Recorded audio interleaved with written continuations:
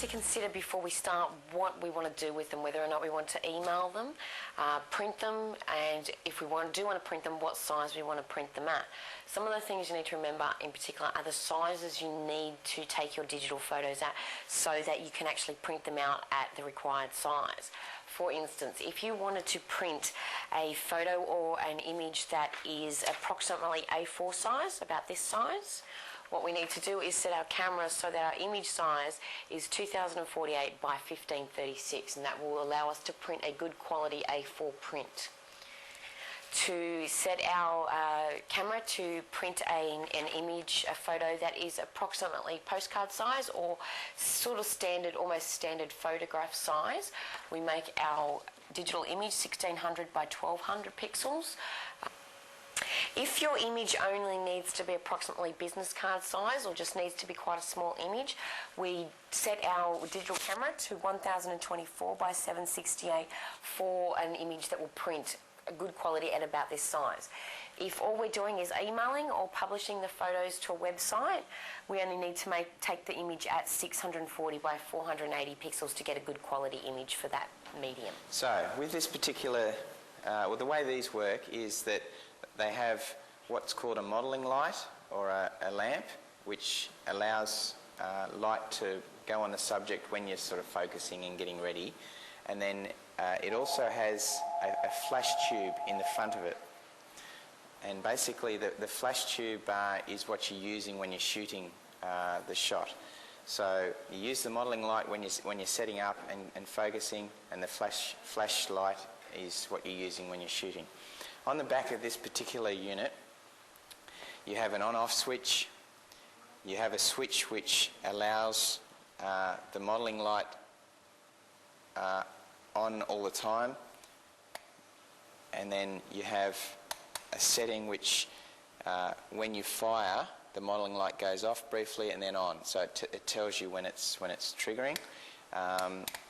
You can dim the modelling light to the amount of flash that you're getting from the flash tube, so that's another feature. And then you've got a trigger switch which just triggers the flash unit like that when you need to trigger it. But the main feature of these flash units is the power levels and how much power you can turn up or turn down. We're now going to talk about shadow graduation, which is very important when you're taking commercial product shots. If you see this ball I'm holding in my hand, you'll notice that one side of it is dark like the moon and the other side is got the full light of the flash. Now when I move it close, the graduation of the shadow is going to move around. So the light's actually going to wrap around the ball. And we use this in the product shoots to wrap around the product. Now when we come back, it's getting darker again. Now to highlight this side, this is where we can introduce our secondary light source, which adds a gold, or we might have a silver mirror, or white. And you can see that can highlight and warm the product. Now my camera is mounted on this studio pole. However, you don't need a pole like this. If you're just shooting at home, you can actually stand and hold the camera. But in this case, I'm going to use this pole because I can get more angles with it, and I don't have to keep putting my camera down and coming back to adjust the shot. Okay. The next piece of equipment we need to remember here is to use a little step ladder. Now, in fashion shooting, a lot of the time we're looking down on the model or we're coming from underneath. And it's important to also put a twist on your camera so we can get a shot that looks like out of the norm, because we don't want it to look like a standard portrait. We're trying to create an image and a mood.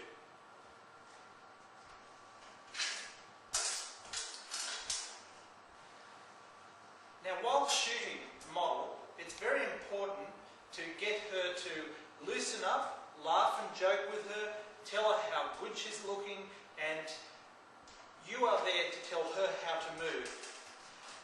Now, if she's a new model, she won't know how to move, so you might like to cut some pictures out and show her what you're trying to get. And you always ask permission to touch the model, so we can, for instance, ask her to move the hair.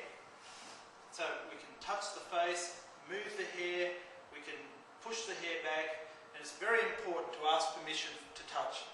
And to move the shoulders, head tilted sideways, take the photo. And today I'm using a digital camera, but with film it's a little harder because you can't see what you're getting, but you've got to look through and just know what you're getting. Don't forget, we're trying to shoot, one person here is in white and the other person's in black, and we're trying to get a balance between. Always shoot for the bride, for the white dress, because you get a lot of reflection there, and the bride will always want to see detail in the dress. No one's very interested in getting the detail of the groom's suit. Okay, I've asked the bride to sit in the car now, and just looking in here, I'm not getting a really good shot. It's not glamorous enough. So what I'm missing is the lovely edge of the car, the seats and the leather. So I'm going to ask Tamara to sit forward on the edge of the seat, so she's not sitting right back in. It's not a good shot. Sit forward, Tamara, and lean on this. Just one arm, and lean down and look out the car a little bit. Now look at me, Tamara. We have here a different type of lens to this one. This one's a wide angle lens. It takes a broad spread, quite a wide angle. It's good for things like inside a room where you want to capture a lot of people, or for a group of people where you want to get as many people in the shot as possible. Another type of lens might be sports photographers use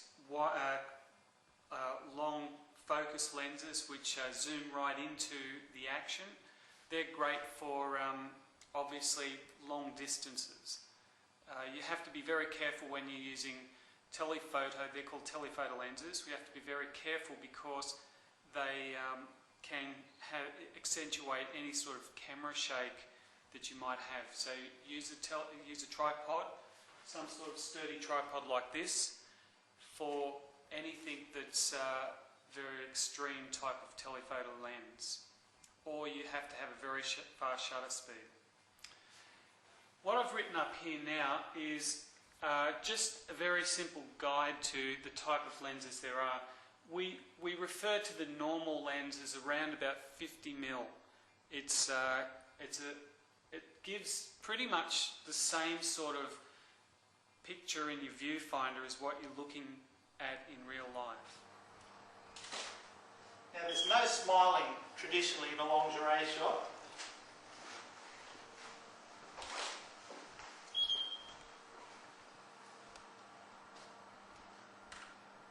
Now the aim of this shot is to crop in. I'm cropping in from about here to here, here to here. I'm not getting anything else. Everything else is just fill in the background. I'm not getting all the roses. I'm getting a hint of the roses. I'm not getting all of her face. I'm chopping off some of her face. But her arm is still framing her head. Now with lingerie shots, she can also close her eyes because it's a seductive shot.